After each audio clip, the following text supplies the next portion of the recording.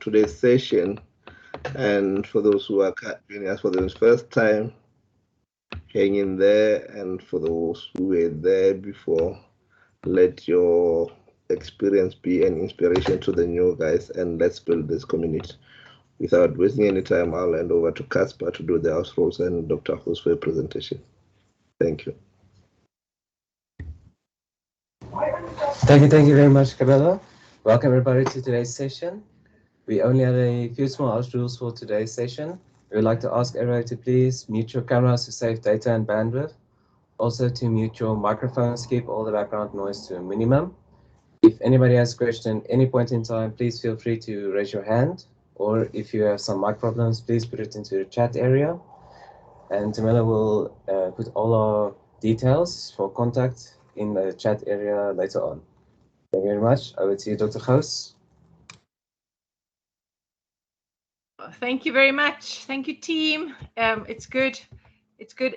So we're on session 2 already of the basics. And yes, I have a presentation, but I'd maybe just like to kind of introduce it before you think, what is she on about? What is this team on about? So really, the programming part, the building is fun. The building is really fun. And we did that yesterday, just building the chassis. And let's just put that away. Building the chassis. But really, when it starts the programming, you need to keep going. All right. And it's usually a very loud class. We've just had some sessions shared on the WhatsApp group of kids that are busy programming their robot. And it's just very loud. The video is very loud because the kids are having so much fun. And I also want to say, when you write about all these amazing events that you're having at your school, it's about the kids and the learning and their futures. And so that really needs to be the focus of all the presentations and all their fun and excitement. So I would just to get, so we've got a baby robot, a really baby robot. And it's really important that you start, because we just need to build chassis. We need to start building something.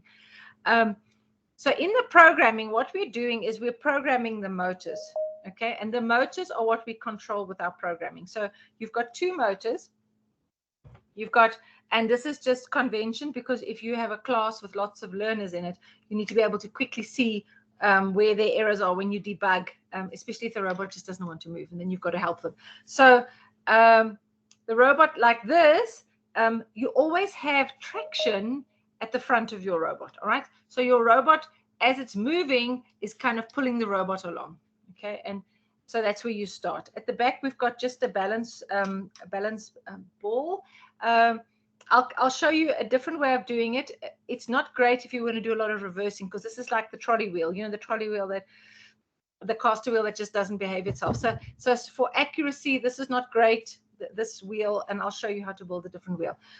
So if you want your robot to move forward, then what the program is, you've got to move both wheels at the same power, the same number of rotations. Okay, so if you at the same time make these rotate 1 rotation, then both wheels are going the same distance, which means your robot's going to go forward.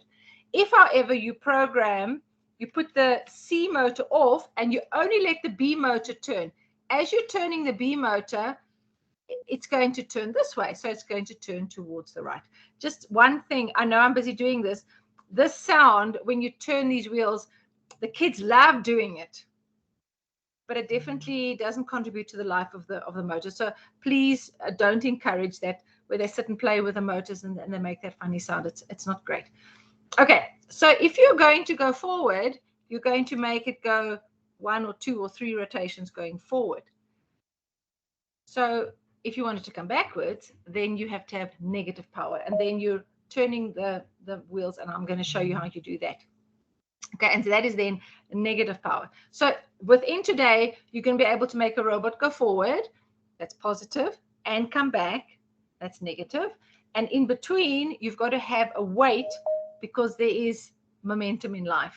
There is momentum, and you need to start talking about momentum so that your learners have the words and the vocabulary. So one day when they get into the physics class and the teacher starts talking about momentum, then the penny will drop and say, oh, yeah, we know about momentum. We've learned it in the robotics class. And that is the cool thing about robotics, is that you can just, it's incidental learning, sometimes incidental learning, but that's a discovery through learning. All right, so this is what we're going to do today. Basic robot, no sensors. It's called senseless, a senseless robot. We're just going to make it go forward, go back, go left, go right, reverse, and that. And then I want to show you something else. Okay, so students, yeah, I got my thing. Learners don't really understand that the circumference of the wheel is the distance the robot will travel. All right, so I always have these pieces of colorful ribbon lying all over the place.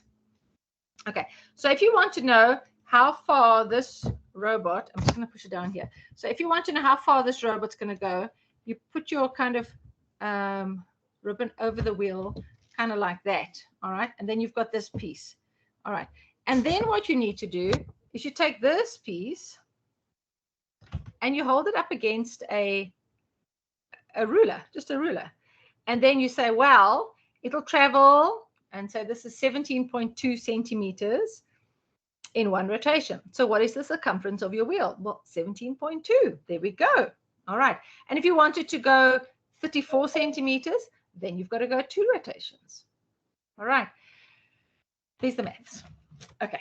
So let's start with the programming. I'm going to just go through a series of notes with the presentation, and then we will do some programming. All right, and hopefully we'll get through our whole session in time. All right, okay, so let me start my presentation. There we go.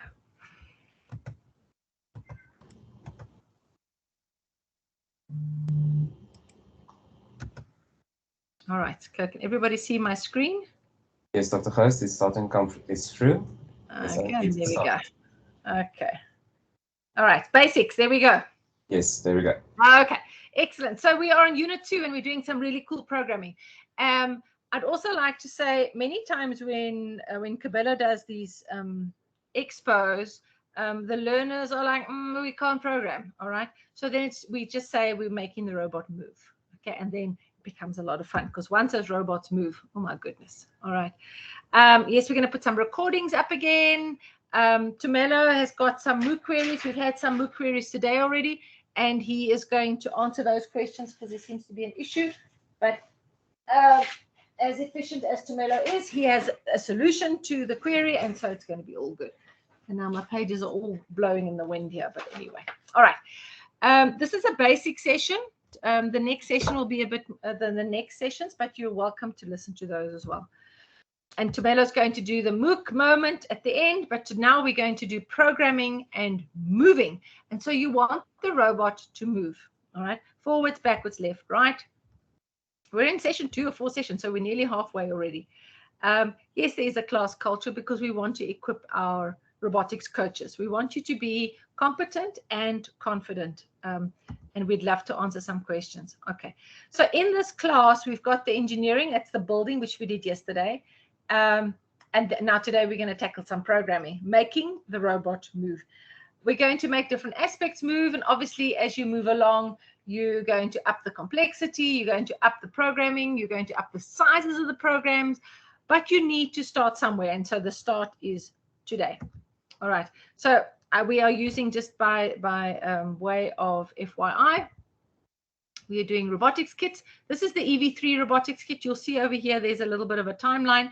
So we started with RCXs, then we built with NXTs. There's still nothing wrong with NXTs. You can still program them. The Ev3s have been around since 2013, and then in the middle of COVID, they surprised us with a brand new baby, and it's called Spike Prime. Very colorful, but you know what? A robot is a robot is a robot to teach robotics. Okay, so this is the new baby, the Spike Prime Robotics Kit. Very colorful. Okay, so if you are programming in Ev3, this is the block language. This is the Ev3 lab version of it. And most of my teaching is in this language because it's what I know. But obviously with time, we will start introducing more Scratch programming. You can, however, also program the Ev3 with Ev3 Classroom. Also, it looks like Scratch. It's got the same colorful Scratch things. And then, of course, your Spike Prime is the very colorful Scratch version of it. All right. So we are going to introduce programming of these robots. Okay. And what I think I'm going to do is I'm going to just continue the conversation. And let's just go through the whole program, and then we will do some demonstrations. All right. So I'm just going to make sure that we can see the slide again. Yes. Tumelo, Casper, Cabello. Yes. Yes, you can see the slide. Okay, thank you. All right. So when we're doing programming, there are some problems that occur if the robot just doesn't want to function properly. All right. And we can, the robot maybe doesn't go far enough. It just goes too far. It swerves to the left. It swerves to the right. But all these are part of figuring out how to make a wheeled robot move, whether it moves forward, whether it moves back, whether it turns left or turns right.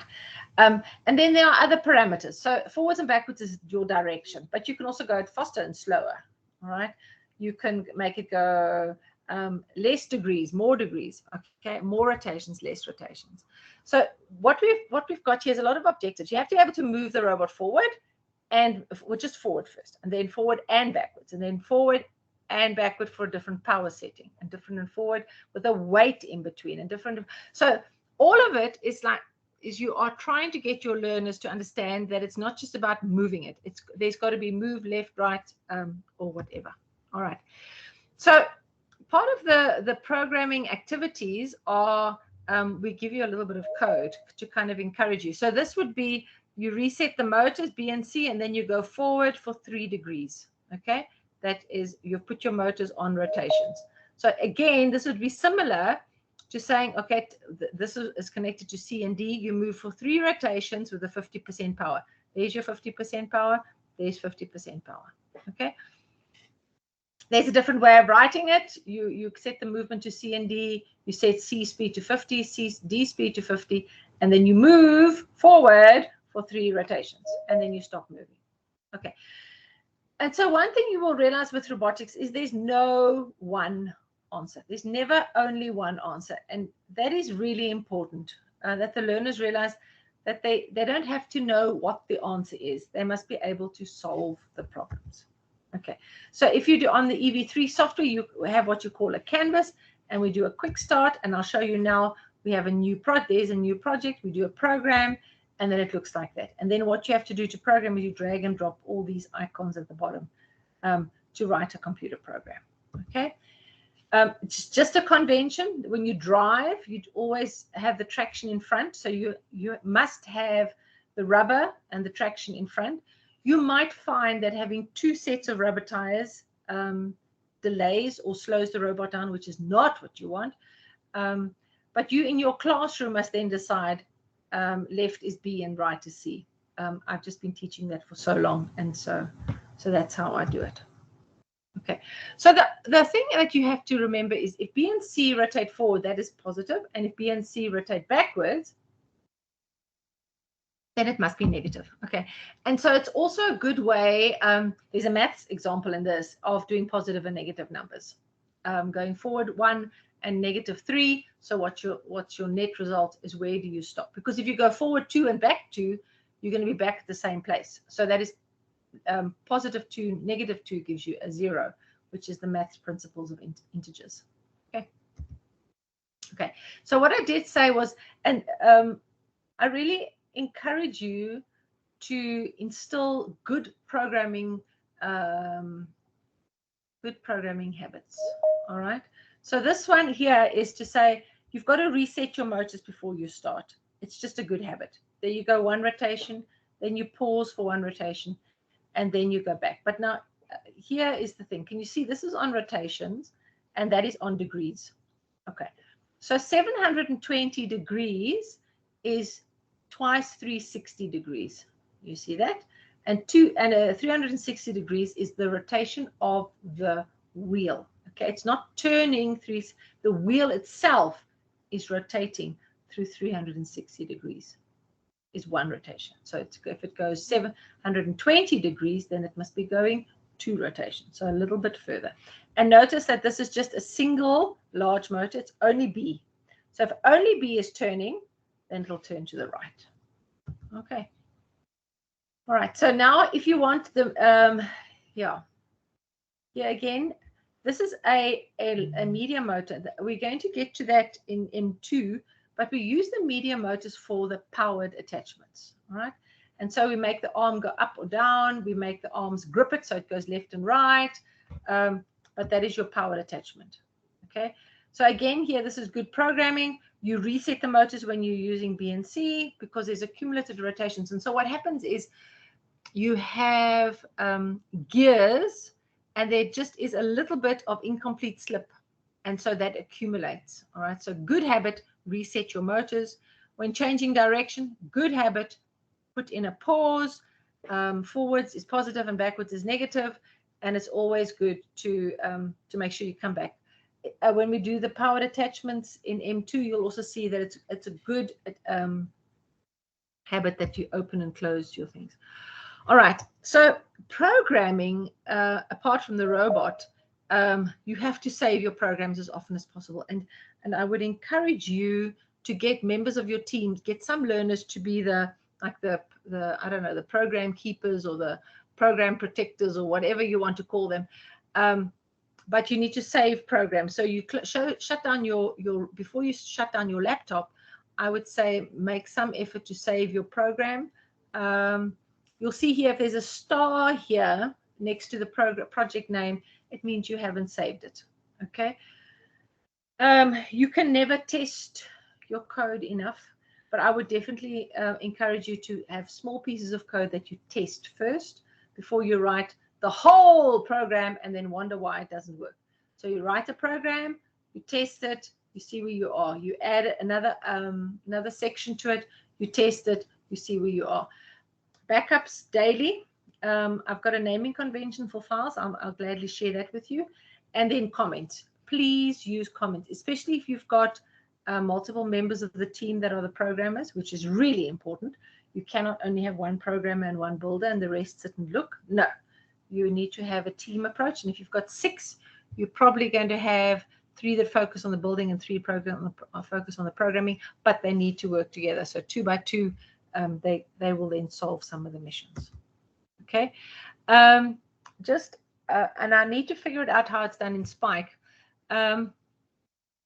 If you put move tank, you see this is move tank, with different power settings. You really have the army tanks or the army army tanks that be able to move with different speeds. But then you must be sure that your move tank is what you want.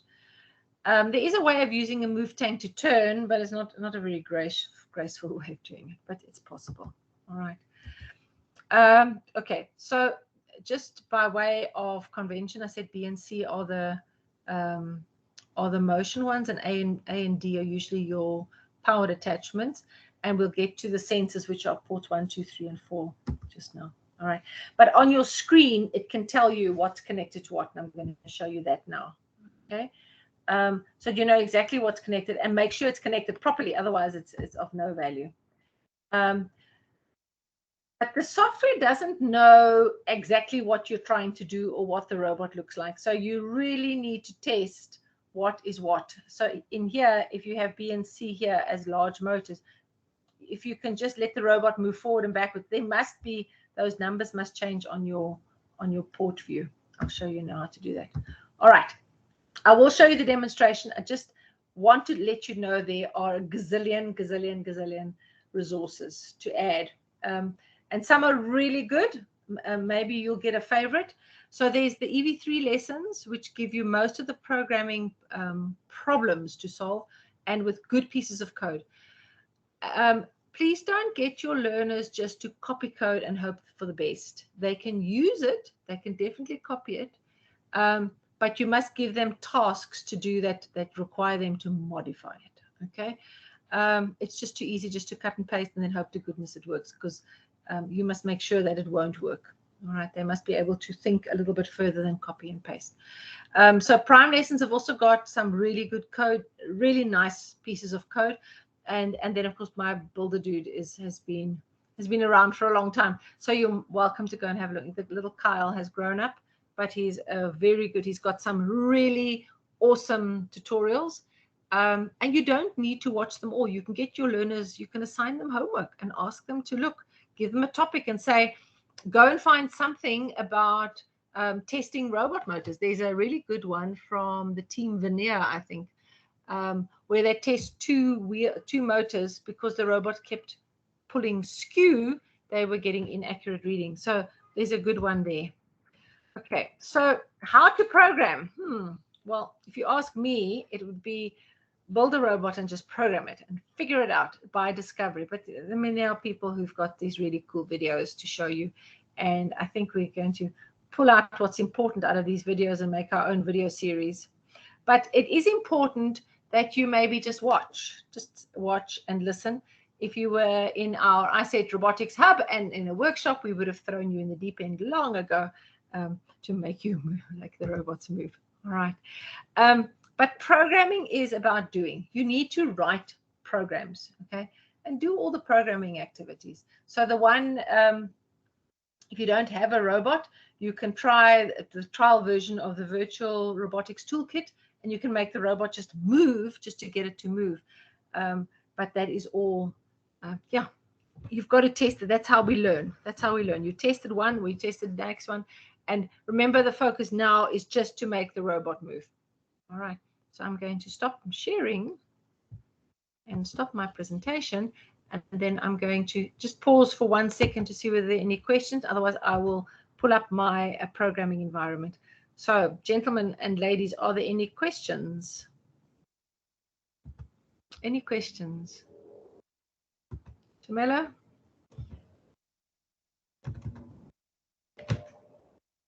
Nothing yet, Dr. Gous, from my side. If anybody has a question, please feel free to raise your hand at any point, please. Very quiet class today.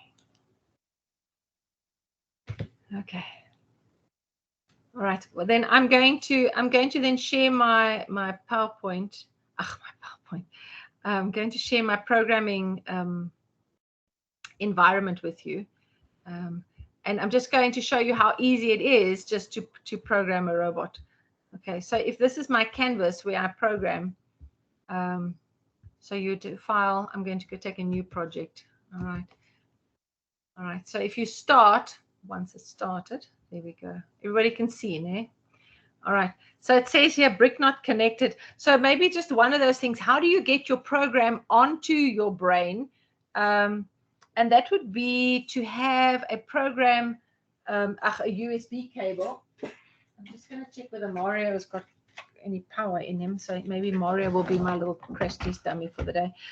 A really good way to start with your teams is actually to have a USB cable and then to download it. And then it'll show you with the USB. And so that top one is download and run. And this one is download, and this one is download and run a selected piece of it. Okay, I'm just waiting for my robot to wake up here so that I can connect him to the USB. There we go. All right, so what I've got is, oh my goodness. Let's have a look whether he's going to connect. So now I use Bluetooth, and Mario is just, and I also want to just caution you, if you've got, if you are getting your learners to do the Bluetoothing, please make sure that the robots stay at all times on a robotics table with sides. It just becomes just too disastrous if the robot doesn't have any constraints and it runs off the table, because then it's a really expensive like exercise. All right, so here we're going to go. We're going to go forward. So we go. Put the robot up. We're going to program it to go forward. So it goes forward 1 rotation or 2 rotations. There we are. How do we make it reset the motors? It's on the yellow, and there's the reset motor. So we reset B and reset C. So now we're changing. That one goes to port B, and this one is to port C. So there we have, and we're going to choose the reset option, and this is the reset option. Okay, so our motors have been, both motors have been reset. The robot's going to go forward 2 rotations, and then what? Okay, so then we're going to pause for 1 second. Yeah, and then maybe we're going to go around the corner. So if we go around the corner, we take a single motor. Okay, I don't know whether you saw, if you put D on there, it's going to show a little error like that. It's just telling you that there's no motor on port D. So if you go onto here, onto port view, can you see over here, I've got a B motor and I've got a C motor, and A and D are medium motors. They're not large motors. Okay, so that's why it's fighting to say, there's a problem here.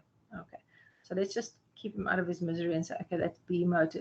B motor will go there, and let's make it 2 rotations. There we go. All right, so there we go. The robot's going to go move forward, then it's going to pause, and then it's going to turn towards the right. Okay. So if you want to add a sound, and I tell you most of the teams really like adding sounds, you maybe later want to remove it because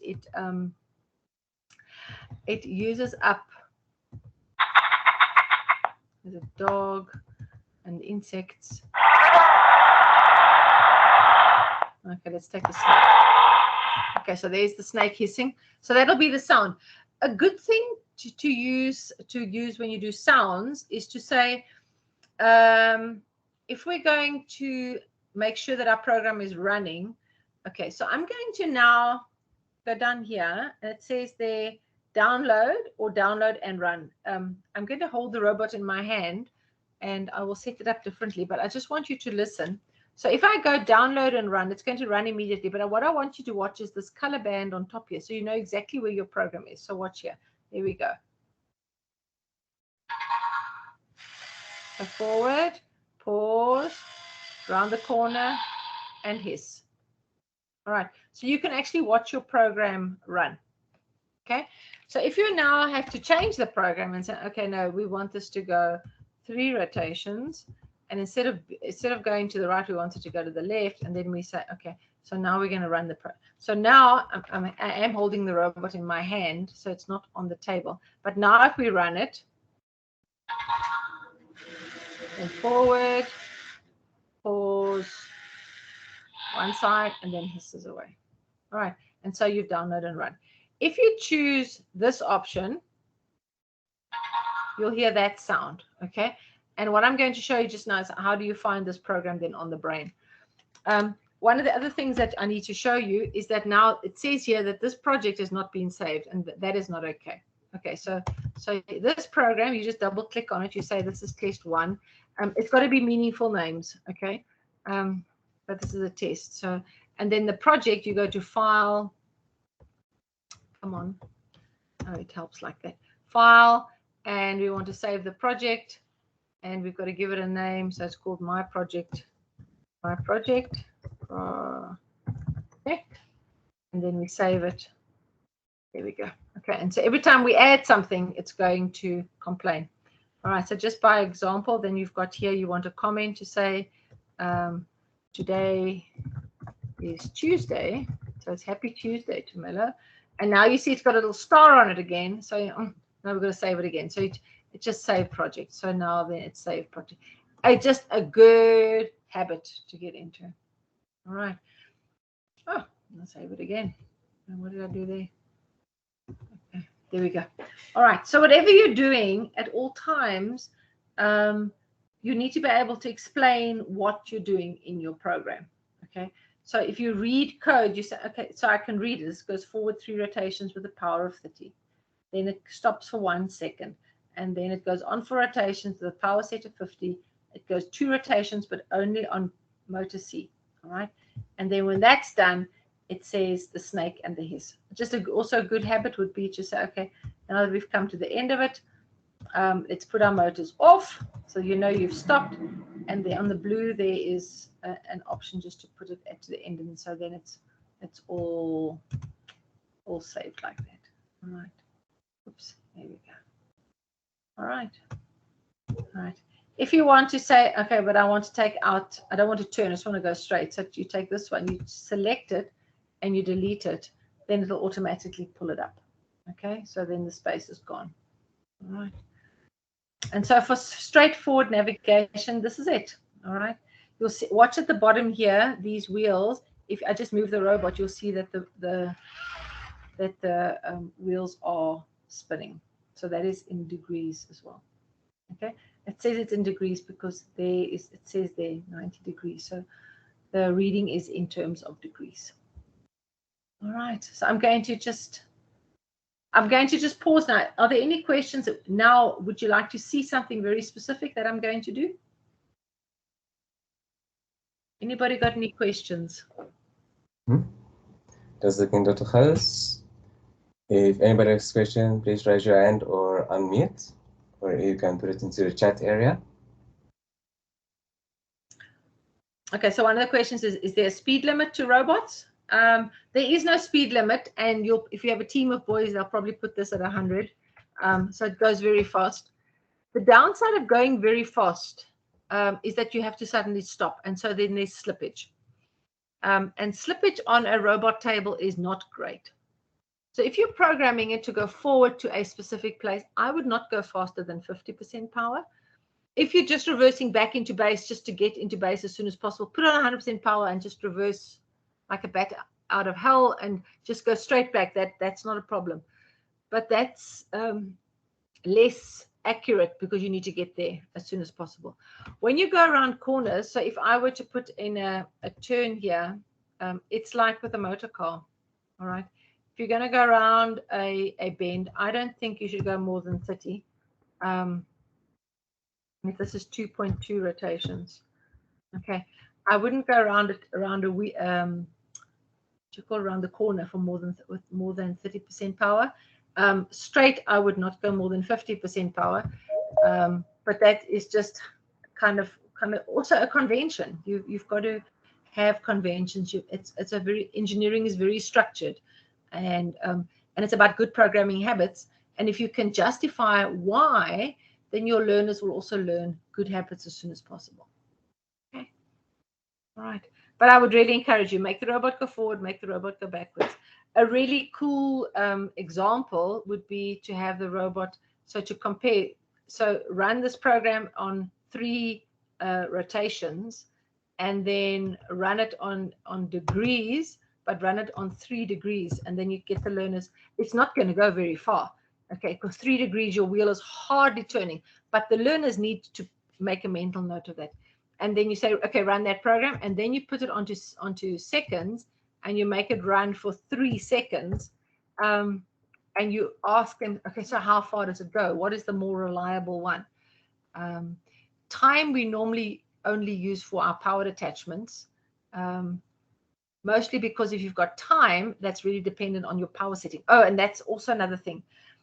Do not run your robot for more than about half an hour. Your learners are getting tired, but your robot gets tired too. And so I would highly recommend that you then put your robot onto charge before the class, and then also do a 30 minutes robotic movement, and then maybe put it back onto charge, and then your class can maybe sit and do some designing or some discussions.